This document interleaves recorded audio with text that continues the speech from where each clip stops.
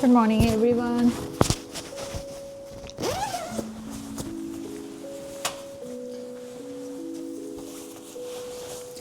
ഈ വിൻ്ററിലെ ഏറ്റവും വലിയ ഇൻവെസ്റ്റ്മെൻ്റ് എന്ന് പറഞ്ഞാൽ എൻ്റെ ഈ ജാക്കറ്റാണ്. ഇവിടെ ഇത്രയും -37 -40 ഒക്കെ പോയ സമയത്ത് പോലും എനിക്ക് തണുപ്പ് തോന്നിയിട്ടില്ല. എന്ന് വെച്ചാൽ ശരീരത്ത് തണുപ്പ് തോന്നിയിട്ടേ ഇല്ല. Only because of this jacket. ഇത് ഇത്രയും വരെ ഉണ്ട്. So people who are watching from any other cold countries, ഒരു അഡ്വൈസാണ്, don't invest in bad clothings.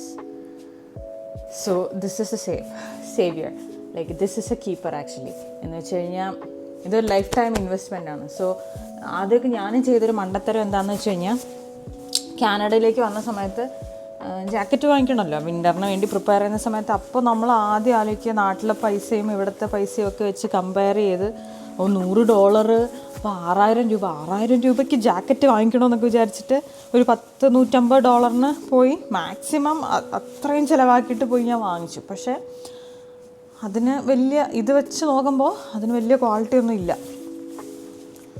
പക്ഷേ എപ്പോഴും പറയുന്ന കാര്യം, നല്ല രീതിയിൽ ലെയർ ചെയ്യാൻ പഠിക്കുക, നല്ല ജാക്കറ്റ് വാങ്ങിക്കുക, നല്ല ബൂട്ട്സ് വാങ്ങിക്കുക. പിന്നെ ഇവിടെ മഞ്ഞും ഫ്രീസിങ് റെയിനും അങ്ങനെയൊക്കെ ആകുന്ന സമയത്ത് ഈ തെന്നി വീഴുന്നത് എന്നും പതിവാണ്. ആദ്യത്തെ വിൻ്ററിന് ഞാൻ ഒരു തവണ വീണായിരുന്നു. പിന്നെ ബൂട്ടൊക്കെ ഇടാൻ പഠിച്ചിട്ട് ചിലപ്പോഴൊക്കെ ഇങ്ങനെ പുറത്തോട്ട് ഇറങ്ങി ഓടാറുണ്ട്. അപ്പോൾ അതൊക്കെ ഒഴിവാക്കുക, ഇങ്ങനത്തെ മണ്ടത്തരങ്ങളൊന്നും ചെയ്യാതിരിക്കുക. പിന്നെ എപ്പോഴും ബൂട്ട്സ് ഇട്ടൊക്കെ നടക്കുക, നല്ല രീതിയിൽ ലെയർ ചെയ്യുക, സ്കാർഫ് ഉപയോഗിക്കുക. അതുപോലെ വേറൊരു ചെയ്ത് ഞാൻ മണ്ടത്തരം എന്നൊക്കെ പറഞ്ഞു കഴിഞ്ഞാൽ, ജാക്കറ്റ് ഇടും, ചിലപ്പോൾ ഇങ്ങനെ ക്യാപ്പ് വയ്ക്കാൻ മറക്കും. അപ്പോൾ അങ്ങനെ 2-3 തവണ ചെയ്തപ്പോൾ അകത്തുനിന്നും പുറത്തുനിന്നും ഇപ്പോൾ ഇങ്ങനെ മാറി മാറി പോകുമ്പോൾ ടെമ്പറേച്ചർ ഡിഫറൻസ് ഉണ്ടല്ലോ. വീടിനകത്തും കാറിനകത്തൊക്കെ ആയാലും ഹീറ്റർ ഓടിക്കൊണ്ടിരിക്കുകയാണ്, നമ്മൾ പുറത്തോട്ട് പോകുമ്പോൾ നല്ല തണുപ്പല്ലേ. അപ്പോൾ ഇങ്ങനെ ടെമ്പറേച്ചർ മാറിക്കൊണ്ടിരിക്കുമ്പോൾ പ്രഷർ ഡിഫറൻസ് കാരണം എന്ത് ചെയ്യുന്നു, പ്രഷർ ഹെഡേക്ക് വന്നിട്ടുണ്ടായിരുന്നു എനിക്ക്. പിന്നെ അതൊക്കെ തിരിച്ചറിഞ്ഞപ്പോൾ കുറച്ച് സമയമായി. പിന്നെ അങ്ങനത്തെ മണ്ടത്തരങ്ങളൊന്നും ഇപ്പോൾ ഇതൊന്നും ചെയ്യാറില്ല. സോ വിൻ്ററിന് വേണ്ട എല്ലാ പ്രിപ്പറേഷൻസും എല്ലാവരും ചെയ്യാം. ബട്ട് ഇന്നത്തെ വീഡിയോ എൻ്റെ ഒരു മോർണിംഗ് വ്ളോഗാണ്. സമയം ഇപ്പോൾ ഇവിടെ 6:19. ഞാൻ ഓൾറെഡി 5 മണിക്ക് എണീറ്റ് എല്ലാം റെഡിയായി രാഹുലിനെ കൊണ്ടുപോയി ഡ്രോപ്പ് ചെയ്തു. തിരിച്ച് വരുമ്പോൾ ഈ സമയമാവും. ഇന്ന് എനിക്ക് 8 മണിക്കാണ് പോകാനുള്ളത്. 8 to 4 ആണ് ഇന്നത്തെ എൻ്റെ ഷിഫ്റ്റ്. എല്ലാ ദിവസവും എനിക്ക് ഒരുപോലെ ആയിരിക്കില്ല കേട്ടോ ഷിഫ്റ്റ്. ആക്ച്വലി ഇന്ന് എനിക്ക് ഓഫായിരുന്നു. പിന്നെ ഒരു സ്റ്റാഫ് കൂടെ വർക്ക് ചെയ്യുന്ന ഒരു സ്റ്റാഫ് സഹായം ചോദിച്ചപ്പോൾ ഞാൻ അവരുടെ ഷിഫ്റ്റ് ഇന്ന് കവർ ചെയ്യുന്നെന്ന് മാത്രം. സോ ഇന്നും നാളെയും കൂടി ഞാൻ വർക്ക് ചെയ്യുന്നുണ്ട്, സാറ്റർഡേയും വർക്ക് ചെയ്യുന്നുണ്ട്. അതിന് ശേഷമാണ് എനിക്ക് ഓഫുള്ളത്. അപ്പോൾ I thought I show you guys my morning routine. അപ്പോൾ ഇതാണ് എൻ്റെ രാവിലത്തെ റുട്ടീൻ. രാവിലെ എല്ലാ ദിവസവും എഴുന്നേറ്റ് രാഹുലിനെ കൊണ്ട് ഡ്രോപ്പ് ചെയ്യും. പിന്നെ ഒന്ന് കിടന്നുറങ്ങുന്നത് എന്നെക്കൊണ്ട് നടക്കുന്നൊരു കാര്യമല്ല. എനിക്കങ്ങനെ ഉറങ്ങാൻ പറ്റില്ല. ബട്ട് അങ്ങനെ ഉറങ്ങാത്തതുകൊണ്ട് എന്താ സംഭവിക്കുന്നത്, ഞാൻ ജോലിയൊക്കെ കഴിഞ്ഞ് വരുമ്പോൾ എൻ്റെ ഷിഫ്റ്റ് കഴിയുന്നത് 11 മണിക്കാണ്. 11 മണിക്ക് വീട്ടിലെത്തി ഒന്ന് ഫ്രഷായി ഇനി വല്ല പരിപാടികളൊക്കെ കിച്ചണിലൊക്കെ ഒന്ന് ഒതുക്കി കിടക്കുമ്പോഴത്തേക്കും ഉറക്കം വരുമ്പോഴത്തേക്കും ഒരു 12 മണിയാവും. പിന്നെ രാവിലെ 5 മണിക്ക് എഴുന്നേൽക്കും. അങ്ങനെ എല്ലാ ദിവസവും ഇപ്പോൾ ഒരു 5 മണിക്കൂർ മാത്രമേ എനിക്ക് ഉറക്കം കിട്ടുന്നുള്ളൂ. നല്ല വിഷമമുണ്ട് എനിക്ക്. എൻ്റെ ഒരു ഞാൻ എന്ന് വെച്ച് കഴിഞ്ഞാൽ എനിക്ക് ഭക്ഷണം ഇല്ലാതെ വേണമെങ്കിൽ ഞാൻ 2-3 ദിവസം സർവ് ചെയ്യും. പക്ഷേ എനിക്ക് മര്യാദയ്ക്ക് ഉറക്കം കിട്ടാതെ സർവൈവ് ചെയ്യുന്നത് ഭയങ്കര ബുദ്ധിമുട്ടാണ്. അതുകൊണ്ട് തന്നെ ഇപ്പോൾ കുറേ ആയിട്ട് ഇങ്ങനെ ഡിസോറിയൻറ്റഡ് ആയിട്ടായിരിക്കുന്നത്.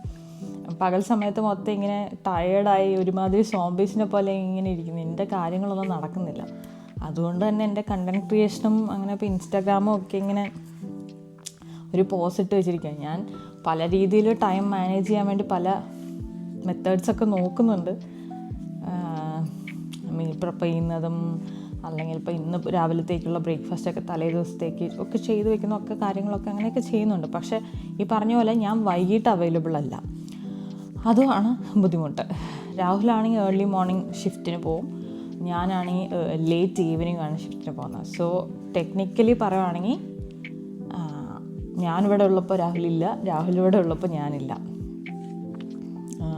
അതാണ് ഇപ്പോഴത്തെ സിറ്റുവേഷൻ. അതുകൊണ്ട് ടൈം മാനേജ് ചെയ്യാൻ ഞാൻ ശരിക്കും സ്ട്രഗിൾ ചെയ്യുന്നുണ്ട്. ഇപ്പോൾ തന്നെ 2-3 വീഡിയോസ് ഞാൻ ഓൾറെഡി ഷൂട്ട് ചെയ്ത് വെച്ചു. എനിക്ക് എഡിറ്റ് ചെയ്യാൻ പറ്റാത്തൊരു സിറ്റുവേഷനാണ്. അതിന് ഇനി 2-3 ദിവസം ഇനി ഇരുന്ന് ഓഫ് കിട്ടുമ്പോൾ ഇതൊക്കെ എഡിറ്റ് ചെയ്തിട്ട് അപ്ലോഡ് ചെയ്യണം. So bear with me guys. തിരക്കായി പോയതുകൊണ്ടാണ്, വേറെ ഒന്നുമല്ല. അപ്പോൾ ഇതൊക്കെയാണ് ഇവിടുത്തെ കാര്യങ്ങൾ. ഇവിടെ എപ്പോഴും മഞ്ഞാണ്. ഇന്നെന്താ ദിവസം? January 31st. ഓൾറെഡി 1 മാസം കഴിഞ്ഞു പോയല്ലേ. അയ്യോ, എങ്ങനെ ഉണ്ടായിരുന്നു നിങ്ങളുടെ ന്യൂ ഇയറൊക്കെ? Comment below. എൻ്റെ ന്യൂ ഇയർ കുഴപ്പമില്ലാതെ പോകണു. തിരക്കാണ്. എല്ലാ കാര്യങ്ങളും അങ്ങനെ വിചാരിച്ച പോലെ ഓരോ കാര്യങ്ങളൊക്കെ പ്ലാൻ ചെയ്ത് എന്നെ കൊണ്ട് അങ്ങനെ എക്സിക്യൂട്ട് ചെയ്യാൻ പറ്റുന്നില്ല. Just only because of the time I have to come up with some idea. എന്തെങ്കിലും കാര്യങ്ങൾ ചെയ്ത് ഒന്ന് പ്ലാൻ ചെയ്യണം, എന്നാലേ ബാക്കിയുള്ള കാര്യങ്ങളൊക്കെ നടക്കുള്ളൂ. ഇതാണ് ഇവിടുത്തെ അവസ്ഥ. ഇപ്പോഴും ഇവിടെ നല്ല തണുപ്പുണ്ട്. -24 ഒക്കെ ഉണ്ട് ചില ദിവസങ്ങളിൽ. ചിലപ്പോൾ പകൽ സമയത്ത് ടെമ്പറേച്ചർ ഭയങ്കര ഡ്രോപ്പ് ചെയ്യും. ഇന്നലെ -2 ആയിരുന്നു. -2 ആകുമ്പോഴത്തേക്കൊക്കെ ഉണ്ടല്ലോ നമുക്ക് ഭയങ്കര ചൂടെടുക്കും. ജാക്കറ്റൊന്നും ഇടാൻ പറ്റില്ല. ഞാൻ ചുമ്മാ എക്സാജറേറ്റ് ചെയ്ത് പറയുന്നതല്ല. -37 അങ്ങനെയൊക്കെ പോയിട്ട് -2 വരുമ്പോൾ ടെമ്പറേച്ചർ നമുക്ക് ഹാൻഡിൽ ചെയ്യാനേ പറ്റുന്നില്ല. എന്ന് വെച്ചാൽ ഞാൻ കാറൊക്കെ വിൻഡോ ഓപ്പൺ ചെയ്തിട്ടാണ് ഇപ്പോൾ കഴിഞ്ഞ 2 ആഴ്ചയായിട്ടൊക്കെ വണ്ടി ഓടിക്കുന്നത്. എപ്പോഴും ഹീറ്റർ ഓൺ ചെയ്തിട്ട് ഗ്ലാസ്സിലുള്ള സ്നോ ഒക്കെ ഒന്ന് റിമൂവ് ചെയ്ത് കഴിഞ്ഞാൽ പിന്നെ കാറിലിരിക്കുമ്പോൾ ഭയങ്കരമായിട്ട് ഇങ്ങനെ ശ്വാസം കിട്ടും. അപ്പോൾ വിൻഡോസൊക്കെ ഓപ്പൺ ചെയ്തിട്ടായിരിക്കും ഇടയ്ക്കിടയ്ക്ക് ഇങ്ങനെ ഓപ്പൺ ചെയ്ത് വെച്ചിട്ടൊക്കെ ആയിരിക്കും വണ്ടി ഓടിക്കുന്നത്. അതുപോലെ തന്നെ ഹീറ്റർ ആണെങ്കിലും ഞങ്ങൾ വിൻ്റർ തുടങ്ങുന്ന സമയത്ത് ഞങ്ങളുടെ വീട്ടിൽ റൂമിലുള്ള ടെമ്പറേച്ചർ ഞങ്ങൾ സെറ്റ് ചെയ്തത് 80 ഡിഗ്രീസിലായിരുന്നു. പ്രത്യേകിച്ച് രാഹുൽ ആ സമയത്ത് വിൻ്റർ സ്റ്റാർട്ട് ചെയ്യുന്ന സമയത്താണ് ഇങ്ങോട്ട് വന്നതുകൊണ്ട് രാഹുലിന് ഇവിടുത്തെ തണുപ്പ് പെട്ടെന്ന് യോജിക്കുന്നുണ്ടായിരുന്നില്ല. അപ്പോൾ 80 ഡിഗ്രീസിലൊക്കെ ആയിരുന്നു ആദ്യം വെച്ചുകൊണ്ടിരുന്നത്. ഇപ്പോഴാണെങ്കിൽ 72 ഞങ്ങൾ സെറ്റ് ചെയ്തിരിക്കുന്നത്. കാരണം അത് തന്നെ ഹാൻഡിൽ ചെയ്യാൻ പറ്റുന്നില്ല. അത് ഭയങ്കര ചൂടായിപ്പോൾ തോന്നുന്നു. അപ്പോൾ ഇവിടെയുള്ള കനേഡിയൻസിനെ കുറിച്ചൊന്ന് ആലോചിച്ച് നോക്കി. അവർ ഇത്രയും ടെമ്പറേച്ചർ മൈനസിലോട്ട് പോയിട്ട് സമ്മറൊക്കെ വരുമ്പോൾ അവർക്ക് ചൂട്. ഇവിടുത്തെ മറ്റൊരു കാര്യം എന്ന് പറഞ്ഞാൽ ഇവിടെ കാനഡയെക്കുറിച്ചുള്ള എല്ലാവരും വിൻ്ററിനെ കുറിച്ച് സംസാരിക്കും. പക്ഷേ അണ്ടർ റേറ്റഡ് കാര്യമാണ് ഇവിടുത്തെ സമ്മർ. ഇവിടുത്തെ സമ്മർ ഭയങ്കര ചൂടാണ്. +35 വരെയൊക്കെ പോകും. +35 ചില ദിവസങ്ങളിൽ ഹീറ്റ് വേവ്സൊക്കെ. ഞാനിവിടെ ഉണ്ടായിരുന്ന ലാസ്റ്റ് 2 ഇയേഴ്സും സമ്മറിന് ഇവിടെ ഹീറ്റ് വേവ്സ് ഉണ്ടായിരുന്നു. ഇവിടുത്തെ കാടുകളൊക്കെ കത്ത് നശിച്ചു പോകുന്ന അവസ്ഥയിലുള്ള ഹീറ്റ് വേവ്സ് ഉണ്ടായിരുന്നു. അപ്പോൾ അങ്ങനെ ഹീറ്റ് വേവ്സ് ഉണ്ടാകുന്ന സമയത്ത് പുറത്തൊന്നും ഇറങ്ങാൻ പറ്റില്ല, ഭയങ്കര ചൂടാണ്. അതുപോലെ നാട്ടിൽ നിൽക്കുന്ന സമയത്ത് ഉണ്ടാകുന്ന ടാനിങ്ങിനേക്കാളും കൂടുതലാണ് എനിക്ക് തോന്നിയിരിക്കുന്നത് ഇവിടെയൊക്കെ സമ്മറിന് പുറത്തിറങ്ങുമ്പോൾ ടാനിങ് ഒക്കെ പെട്ടെന്ന് വരും. ഞാൻ വിചാരിച്ചിട്ടുണ്ട് എൻ്റെ ഈ സ്കിന്നിന് ഇനി ഇതിൽ കൂടുതൽ എന്ത് ടാനിങ്ങാണ് വരാനുള്ളത്. ഓൾറെഡി ഒരു ബ്രൗൺ ഡസ്കി സ്കിന്നായതുകൊണ്ട്. പക്ഷേ അതെനിക്കിപ്പോഴും ഓർമ്മ. ലാസ്റ്റ് സമ്മറിന് ഞാൻ വീട്ടിന് ഫ്രണ്ടിൽ ഒരു 4 to 5 PM അങ്ങനെ എന്തോ ഒരു ടൈം റേഞ്ചിൽ ഞാനത് പുറത്തിരുന്ന് കാപ്പി കുടിക്കുക അങ്ങനെ എന്തോ ആയിരുന്നു. അകത്ത് കയറി നോക്കിയപ്പോൾ ഞാനിട്ടിരിക്കുന്ന ട്രൗസറിന് അപ്പുറത്ത് വേറൊരു കളറും ഇപ്പുറത്ത് വേറൊരു കളറും. അതുപോലെ ടാനിങ് ആയിരുന്നു. എനിക്ക് തന്നെ വിശ്വസിക്കാൻ പറ്റിയില്ല. അപ്പോൾ ഇവിടെ നല്ല രീതിയിൽ നല്ല സമ്മറുമാണ്, എക്സ്ട്രീം വിൻ്ററുമാണ്. അപ്പോൾ അതാണ് ഇവിടുത്തെ കാലാവസ്ഥ. അപ്പോൾ ഓൾറെഡി എന്താണെന്ന് വെച്ച് കഴിഞ്ഞാൽ ഒരു സന്തോഷം എന്ന് വെച്ച് കഴിഞ്ഞാൽ December 22 ശേഷം, അതായത് വിൻ്റർ സോൾസ്റ്റിസിന് ശേഷം ഇവിടുത്തെ ഡേ ലൈറ്റ് ഇങ്ങനെ കൂടി വരുവാണ്. അപ്പോൾ നമുക്ക് 8:30-ക്കാണ് സൂര്യൻ ഉദിക്കുന്നതെങ്കിൽ ഇപ്പോൾ അത് 7:55 7:55 ഇപ്പോൾ ഓൾറെഡി ലൈറ്റ് വരുന്നുണ്ട്. അതുപോലെ സൺസെറ്റ് 4 മണി അങ്ങനത്തെ ഒരു റേഞ്ചാണ്. ഇപ്പോൾ 4:30-ക്കും 5 മണി വരെ സൺലൈറ്റ് കിട്ടുന്നുണ്ട്. അപ്പോൾ അതായത് days are growing longer. Day time നമുക്ക് ഇപ്പോൾ കൂടുതലായിട്ട് വരും. അപ്പോൾ ഇതാണ് ലൈവ് അപ്ഡേറ്റ്സ് ഫ്രം കാനഡ. കുഴപ്പമില്ലാതെ ഇങ്ങനെ പോകുന്നു. സോ നമ്മുടെ മോർണിംഗ് റുട്ടീനിൽ എനിക്ക് 6:27 8 o'clock പോകണം. ഇനി 1.5 മണിക്കൂറുണ്ട്. പോയി ഫ്രഷ് ആവണം, റെഡി ആവണം. അതുപോലെ തന്നെ എനിക്ക് ബ്രേക്ക്ഫാസ്റ്റ് ഉണ്ടാക്കണം. സോ ഇന്നത്തെ എൻ്റെ ബ്രേക്ക്ഫാസ്റ്റ് ഗുവാക്കമോളി ടോസ്റ്റാണ്. സാധാരണ എല്ലാവരും ചെയ്യുന്ന പോലെ എൻ്റെ അവകാഡോ ടോസ്റ്റ് ഞാനിങ്ങനെ പ്ലെയിൻ ആയിട്ട് ഉണ്ടാക്കാറില്ല. അപ്പോൾ ഞാൻ വിചാരിച്ചു അത് നിങ്ങളെയും കൂടെ ഞാൻ കാണിച്ചു തരാം. Okay, so let's start. Alright, നമുക്ക് തുടങ്ങാം അല്ലേ?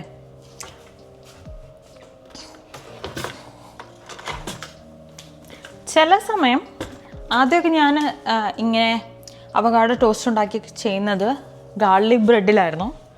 പക്ഷേ ഗാർലിക് ബ്രെഡ് വളരെ ചെറുതാണ്. ഇനിയിപ്പോൾ ഹോം മെയ്ഡായിട്ട് ഗാർലിക് ബ്രെഡ് ഉണ്ടാക്കുമ്പോൾ നമുക്ക് വലിപ്പം കൂട്ടി ഉണ്ടാക്കാം. പക്ഷേ ഓൾറെഡി ഗാർലിക് ബ്രെഡ് വളരെ സ്മോൾ സൈസിലാണല്ലോ വരുന്നത്. അപ്പം അതുകൊണ്ട് അതുപോലെ ഈ ടോസ്റ്റർ വെച്ച് ഞാൻ ഗാർലിക് ബ്രെഡ് ടോസ്റ്റ് ചെയ്യാറില്ല. ആ ഒരു ഓപ്ഷൻ കൊണ്ട് സാധാരണ വൈറ്റ് ബ്രെഡ്സിനെക്കാളും കൂടുതൽ ഞാൻ റെക്കമെൻഡ് ചെയ്യുന്നത് സോർഡോ ആയിരിക്കും. Sourdough is A good option. അപ്പോൾ സോർഡോ ബ്രെഡ് എടുക്കാം.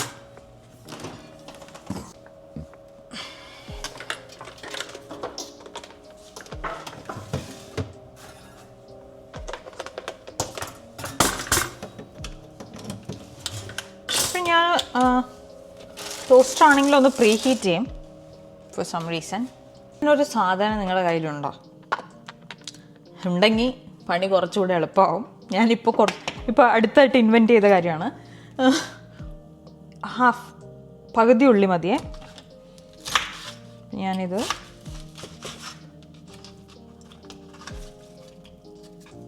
ഉള്ളി ഇതിലേക്ക് ഇട്ട് കൊടുത്തു. ചെറിയ പീസ് ഇഞ്ചി ഇതിലേക്ക് ഇട്ട് കൊടുത്തു. പറയാൻ വിട്ടുപോയൊരു കാര്യം, തക്കാളി കൂടെ വേണം. ഒരു മിനിറ്റ്, തക്കാളി എടുക്കട്ടെ. തക്കാളി അതും പകുതി മതി.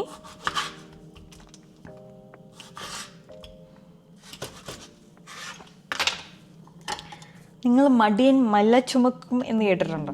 പക്ഷെ ഞാൻ പറയുകയാണെങ്കിൽ മടിയന്മാരാണ് ഇങ്ങനത്തെ എളുപ്പവഴി ഓരോ ട്രിക്കുകളും ഇതൊക്കെ ആയിട്ട് വരുന്നതെന്നാണ് എനിക്ക് തോന്നുന്നത്. നല്ല രീതിയിൽ ഇതേ ഈ പരുവത്തിൽ കിട്ടിയിട്ടുണ്ട് കേട്ടോ. ഗ്രീൻ ചില്ലീസും കൂടെ ഉണ്ടെങ്കിൽ കുറച്ചുകൂടെ നല്ലതാണ്. അപ്പോൾ എൻ്റെ അടുത്ത് ഗ്രീൻ ചില്ലീസ് ഇല്ലാത്തതുകൊണ്ടാണ്. ഇനി അവകാഡോ. ഈ അവകാഡോ പൊളിക്കുന്ന സമയത്ത് എപ്പോഴും ഒരു ടെൻഷനാണ്. കാരണം പലപ്പോഴും കേടാവാൻ സാധ്യതയുണ്ട്. അതുപോലെ വാങ്ങിച്ചിട്ട് വന്നു കഴിഞ്ഞാൽ എളുപ്പം തന്നെ ഉപയോഗിക്കണം.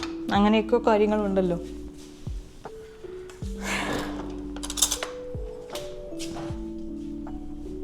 ഞാനിവിടെ കംപ്ലീറ്റ് ഒരു അവകാഡോ ആണ് ഉപയോഗിക്കുന്നത്.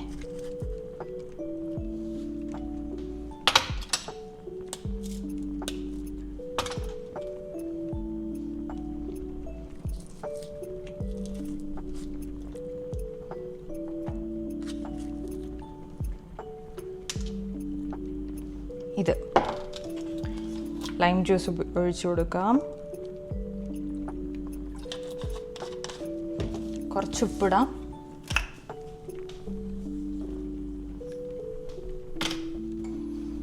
എന്നിട്ട് വീണ്ടും അടിച്ചെടുക്കുക. ഓക്കെ,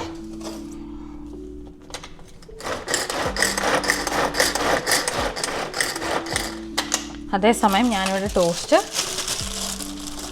വെക്കട്ടെ.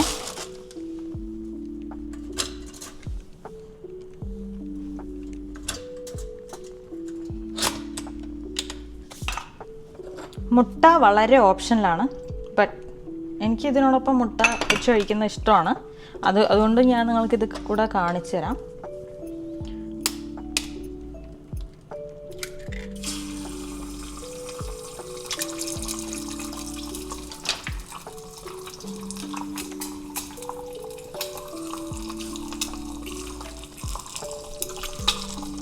കുറച്ചുപ്പ്,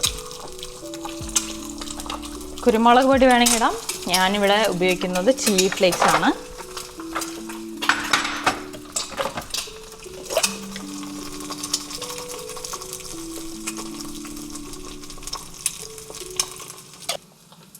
ഇതോടെ ആയിട്ടുണ്ട്.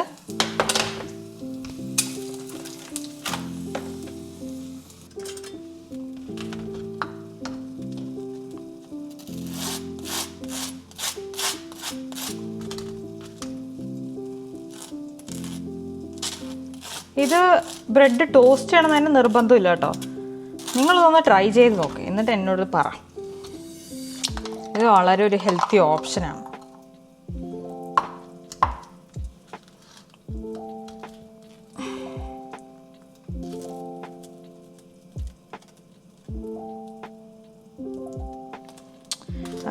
നമുക്ക് ഇങ്ങനെ നാട്ടിൽ പുട്ടും കടലയും കഴിക്കാൻ താല്പര്യം ഇല്ലാത്തതുകൊണ്ടൊന്നും അല്ല. പക്ഷേ ഇവിടുത്തെ ഇങ്ങനത്തെ ഒരു ബിസി ലൈഫിൽ ഇങ്ങനെയൊന്നും ആദ്യമൊന്നും അറിയാതെയൊക്കെ ആദ്യമൊക്കെ ഇങ്ങനെ ബ്രേക്ക്ഫാസ്റ്റൊക്കെ സ്കിപ്പ് ചെയ്ത് പല ദിവസങ്ങളൊക്കെ കടന്നുപോയി. പിന്നെയൊക്കെയാണ് ഇങ്ങനെ ഓരോ കാര്യങ്ങളൊക്കെ കണ്ടുപിടിച്ച് വന്നത്. അതിലെനിക്ക് ഏറ്റവും ഇഷ്ടമുള്ളൊരു ബ്രേക്ക്ഫാസ്റ്റ് ഓപ്ഷനാണ് ഈ അവക്കാഡോ ടോസ്റ്റ്. അവക്കാഡോ ടോസ്റ്റ് എന്ന് പറയുമ്പോൾ എടുത്ത് പറയട്ടെ, ഞാൻ പ്ലെയിൻ അവക്കാഡോ അല്ല ഉപയോഗിക്കുന്നത്. ഇതിനെയാണ് നിങ്ങൾ ഗുവാക്കമോളി എന്ന് പറയുന്നത്. മെക്സിക്കൻസിൻ്റെ ഒരു ഭക്ഷണ രീതിയാണത്. ഗുവാക്കമോളി ആൻഡ് ചിപ്സ്, ടോട്ടിയ ചിപ്സ്. സോ ഇത് ഇത്രേ ഉള്ളൂ, എളുപ്പ പരിപാടി. എത്ര സമയത്തിനകത്ത് നമുക്ക് റെഡിയാക്കാൻ പറ്റി. ഇനി ഇതിൻ്റെ മുകളിലേക്ക് ഞാൻ നമ്മുടെ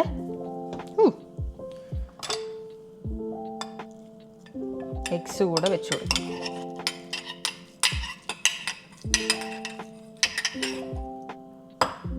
എഗ്സ് കൂടെ ഞാൻ വെച്ച് കൊടുക്കും.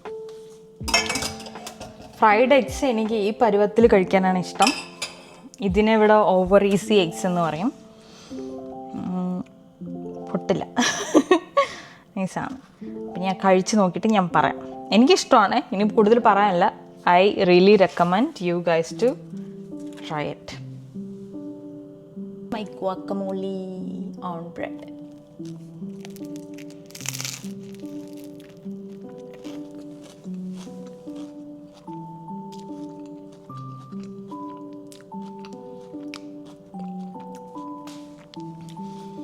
പച്ചമുളക് കൂടെ ഇടുകയാണെങ്കിൽ കുറച്ചുകൂടെ സ്പൈസി ആണ്.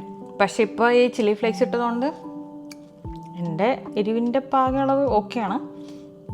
പക്ഷെ നിങ്ങൾ പച്ചമുളക് കൂടെ ഇട്ട് ട്രൈ ചെയ്ത് നോക്കൂ. Very very very healthy option. ഇവിടെ ഇപ്പോൾ ഇങ്ങനെ ഇൻ്റർനാഷണൽ സ്റ്റുഡൻസിനും ഇത് ഞാൻ ഹൈലി റെക്കമെൻഡ് ചെയ്യുന്നൊരു കാര്യമാണ്. വളരെ എളുപ്പമുള്ള കാര്യമാണ്. പക്ഷേ എളുപ്പമാണെങ്കിൽ നോക്കി നിങ്ങൾ ഈ അവക്കാഡോ തലേ ദിവസം ഉണ്ടാക്കി വെക്കരുത്. അവക്കാഡോ പെട്ടെന്ന് ചീത്തയായി പോവും. നമ്മൾ ആപ്പിൾ മുറിച്ച് വെക്കുന്ന പോലെ തന്നെയാണ് അവക്കാഡോ ഇങ്ങനെ പൊളിച്ച് വെച്ച് കഴിഞ്ഞ് കുറച്ച് സമയം കഴിഞ്ഞ് നോക്കുമ്പോഴത്തേക്കും അതിലിങ്ങനെ കറുപ്പ് അടിച്ചിട്ടുണ്ടാവും. അങ്ങനെ ചെയ്യരുത്. ബാക്കിയുള്ള കാര്യങ്ങൾ ഞാൻ എങ്ങനെ പ്രിപ്പയർ ചെയ്യുന്നതെന്ന് വെച്ച് കഴിഞ്ഞാൽ, ഉള്ളി അരിഞ്ഞ് വയ്ക്കും, തക്കാളി അരിഞ്ഞ് വയ്ക്കും, ലൈം ജ്യൂസും ഉപ്പും ഒക്കെ ഇട്ട് ഒന്ന് അടിച്ചിട്ട് ഫ്രിഡ്ജിൽ കയറ്റും. പിന്നെ അടുത്ത ദിവസം രാവിലെ എഴുന്നേറ്റിട്ട് ആകെ ചെയ്യേണ്ട ഒരേ ഒരു കാര്യം, ബ്രെഡ് ടോസ്റ്റ് ചെയ്യുക, അവക്കാഡോ പൊളിച്ച് അതിനകത്തായിട്ട് ഒന്ന് അടിച്ചെടുക്കുക. ഇത്ര മാത്രമേ ചെയ്യുള്ളൂ. ഇതാണ് ഇതിനു വേണ്ടിയുള്ള മീൽ പ്രപ്പം. അതും കൂടെ ഞാൻ നിങ്ങൾക്ക് പറഞ്ഞുതരാം. ഇത്രേ ഉള്ളൂ, 5 മിനിറ്റ് പോലും വേണ്ട. മുട്ട ഓപ്ഷനിലാണ്. പിന്നെ പ്രോട്ടീൻ കുറച്ചുകൂടെ വേണമെന്നുള്ളവർക്ക് മുട്ട ചേർക്കാം. ബട്ട് ദിസ് ഇസ് ഞങ്ങൾ രണ്ടുപേർക്കും ഇഷ്ടമുള്ളൊരു ബ്രേക്ക്ഫാസ്റ്റ് ഇതാണ്. രാഹുൽ എൻ്റെ അടുത്ത് ഉണ്ടാക്കി തരുമോ എന്ന് ചോദിക്കുന്നതിൽ ഒരു ഫുഡ് ഐറ്റമാണ് ഇത്. So I highly recommend you guys to try it. And if you tried it, let me know in the comment section, please. സാധാരണ ഈ സമയത്താണ് ഞാൻ ജിമ്മിലോട്ട് പോകാറ്. രാഹുലിനെ ഡ്രോപ്പ് ചെയ്ത് കഴിഞ്ഞ് നേരെ 6:30-ക്ക് ഞങ്ങൾ ജിമ്മ് ഓപ്പൺ ചെയ്യും. സോ 6:30 മുതൽ ഒരു 7-8 മണി വരെ അവിടെ സ്പെൻഡ് ചെയ്യാറുണ്ട്. പക്ഷേ ഇന്ന് എനിക്ക് ടൈമില്ല, 8 മണിക്ക് പോകാനുള്ളത് കൊണ്ട്. അപ്പോൾ ഇന്ന് ഞാൻ പോയില്ല. അപ്പോൾ ഇന്ന് വൈകുന്നേരമായിരിക്കും ജിമ്മിലേക്ക് പോകുന്നത്. അപ്പോൾ ഇതൊക്കെയാണ് എൻ്റെ റുട്ടീൻ. ആകെ ഒരു മെസ്റ്റപ്പാണ് ഓരോ ദിവസം. കാരണം എൻ്റെ ഷെഡ്യൂൾ ഓരോ ദിവസം മാറുന്നുണ്ട്.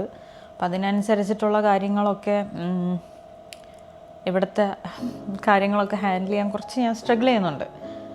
എന്തെങ്കിലും ഒരു ഐഡിയ ഒക്കെ ആയിട്ട് വരണം. അതുപോലെ തന്നെ ഈ വീഡിയോസും കണ്ടൻറ് ക്രിയേഷനും മുന്നോട്ട് കൊണ്ടുപോകാനുള്ള കാര്യങ്ങളും കൂടെ ഞാൻ ഒന്ന് പ്ലാൻ ചെയ്യേണ്ടതായിട്ടുണ്ട്. ഞാൻ ഫ്രഷായി. ഇതാണ് എൻ്റെ ഔട്ട്ഫിറ്റ് ഓഫ് ദി ഡേ. ഞാൻ നിങ്ങൾക്ക് എങ്ങനെയാണ് ലെയർ ചെയ്യുന്നത് കൂടെ കാണിച്ചു തരാം കേട്ടോ. ഇത് കൂടാതെ ഇതിനകത്ത് ഞാൻ ഒരു തെർമൽ ഇട്ടിട്ടുണ്ട്. അതിനകത്ത് കൂടെ വേറൊരു തെർമൽ കൂടെ ഇട്ടിട്ടുണ്ട്. So I'm fully layered. ഇതൊന്നും ആദ്യം ചെയ്യില്ലായിരുന്നു. ചെയ്യാൻ നല്ല മടിയുണ്ടായിരുന്നു. പിന്നെ തണുത്ത് മരവിച്ചൊക്കെ തുടങ്ങിയപ്പോൾ ഇങ്ങനെയുള്ള എല്ലാ കാര്യങ്ങളൊക്കെ ചെയ്യാം.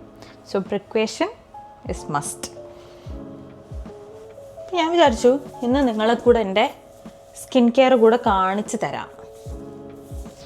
റെഡി അല്ലേ എല്ലാവരും എൻ്റെ സ്കിൻ കെയർ കാണാൻ? ഓക്കെ. വളരെ ഫാൻസി ഐറ്റംസിലൊന്നും ഞാൻ പോയി ഇൻവെസ്റ്റ് ചെയ്തില്ല. സെറ്റാഫിലിൻ്റെ ജെൻറ്റൽ ക്ലെൻസറാണ്, അതുപോലെ സെറ്റാഫിലിൻ്റെ തന്നെ സ്ക്രബ്ബറാണ് ഉപയോഗിക്കുന്നത്. ഇത് 1 or 2 a week മാത്രമേ ഉപയോഗിക്കുള്ളൂ. ഇതെന്നും ഉപയോഗിക്കും 2 നേരം. സെയിം പ്രോഡക്റ്റാണ്. വേറെ ഏതെങ്കിലും നല്ലതുണ്ടോയെന്ന് ഞാൻ പരീക്ഷ നോക്കിയിട്ടില്ല. And this actually works for me. It was so hydrating എന്ന് തോന്നിയിട്ടുണ്ട്. പ്രത്യേകിച്ച് ഈ വിൻ്റർ സീസണിൽ ഈ ഡ്രൈനെസ്സിനൊക്കെ ഇതൊരു നല്ലൊരു ഓപ്ഷനാണ്.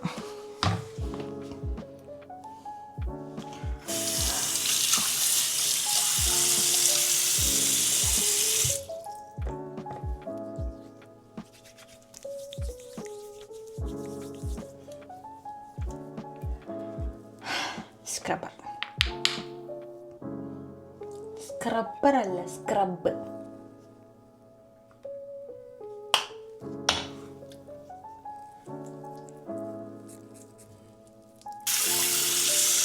എല്ലാ ദിവസവും മേക്കപ്പ് ഇടാറില്ല ഞാൻ. ആകെ ചെയ്യുന്ന കണ്ണെഴുതും ലിപ്സ്റ്റിക് ഇടും മാത്രമേ ചെയ്യുള്ളൂ. ബാക്കിയൊക്കെ സ്കിൻ കെയർ ആണ്. കാണിച്ചു തരാം. ആദ്യം toner, snail essence solid toner. അതിനുശേഷം സ്നെയിൽ മ്യൂസിൻ്റെ തന്നെ അഡ്വാൻസ്ഡ് എസൻസ് ആണ് ഉപയോഗിക്കുന്നത്. എസൻസ് ഒരു പമ്പ് മതി, ധാരാളം.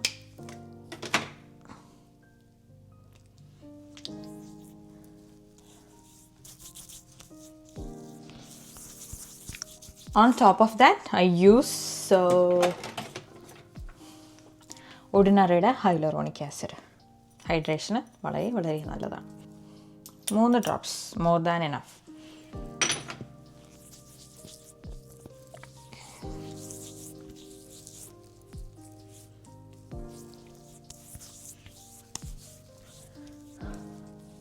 വളരെ കൺസിസ്റ്റൻ്റ് ആയിട്ട് ഇപ്പോൾ 1 വർഷത്തിലധികമായി ഞാൻ സ്കിൻ കെയർ ചെയ്യാൻ തുടങ്ങിയിട്ട്. അതും കൂടെ കഴിഞ്ഞതിന് ശേഷം സെറ്റാഫിലിൻ്റെ മോയ്സ്ചറൈസർ. നാട്ടിലൊക്കെ ഞാൻ വാട്ടർ ബേസ്ഡ് ആയിട്ടുള്ളൊരു മോയ്സ്ചറൈസർ തിക്കായിട്ട് ഉപയോഗിക്കില്ലായിരുന്നു. പക്ഷേ ഇവിടെ വന്നതിന് ശേഷം വളരെ തിക്ക് മോയ്സ്ചറൈസറാണിത്. ഇത് ഉപയോഗിക്കും.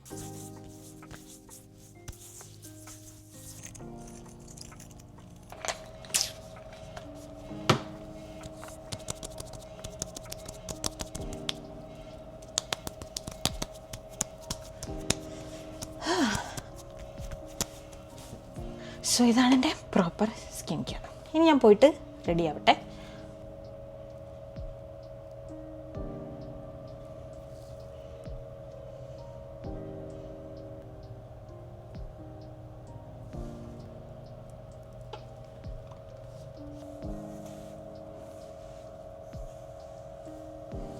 റോസ്മേരിയുടെ ഒരു ടോണർ ഉണ്ടാക്കി വെച്ചിട്ടുണ്ട്. അത് ഞാൻ എപ്പോഴും അപ്ലൈ ചെയ്ത് കൊടുക്കാറുണ്ട്. അത് ഞാൻ ഉപയോഗിക്കുന്നത് പെർഫ്യൂം തിരാവലിൻ്റെയാണ്.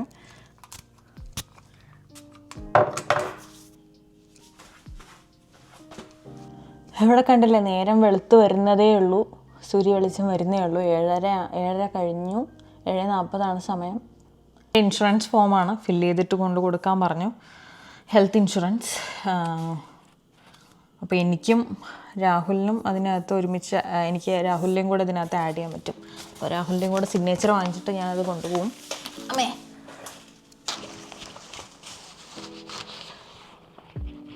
വീട്ടിൽ നിന്ന് പുറത്തോട്ട് ഇറങ്ങുമ്പോൾ നമ്മൾ ഈ ട്രോഫിയും സേവ്സ് ഇലക്ട്രിസിറ്റി. ഒരു ദിവസം തന്നെ 1000 തവണ ഈ ജാക്കറ്റ് ഊരലും അഴിക്കലും ഉണ്ടാവും.